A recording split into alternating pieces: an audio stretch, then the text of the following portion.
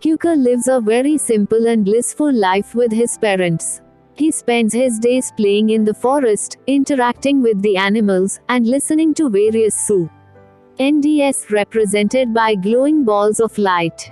One day, Kyuka's father leaves by train to find work, saddening Kyuka with the nostalgia of playing with his mom and dad.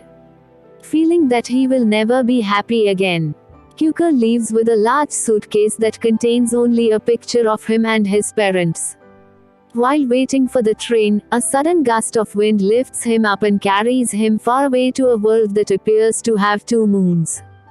Kyuka is rescued by an old man and his pet dog, who promptly take him to work alongside them in the cotton fields. While there, Kyuka hears the music of a traveling parade led by a young man in a rainbow poncho.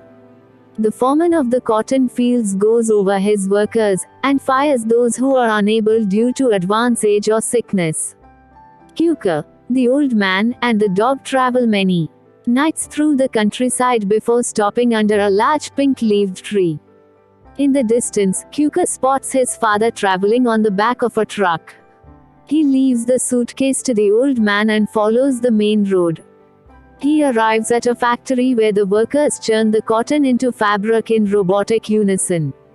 At the end of the day, Kyuka takes a bus into a grimy city and ends up staying with a young factory worker who is later revealed to be the rainbow poncho-wearing leader of the parade.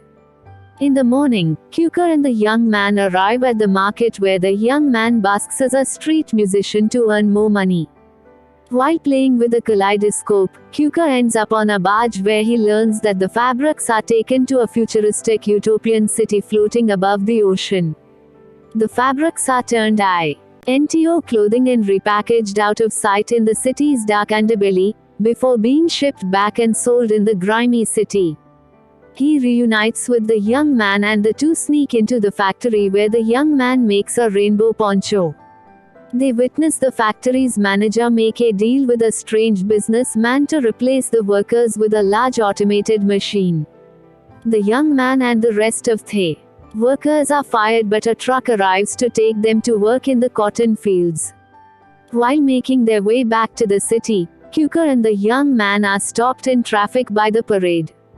Kyuka suddenly spots the train his father came on and, using the young man's bike, arrives at the station to greet his father.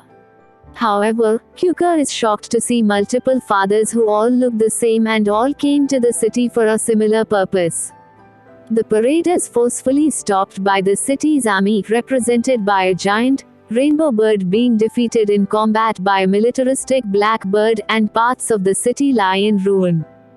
Kyuka witnesses young children in the slums arming themselves with primitive weapons and preparing to start a rebellion. The young man looks on from a hill made of trash.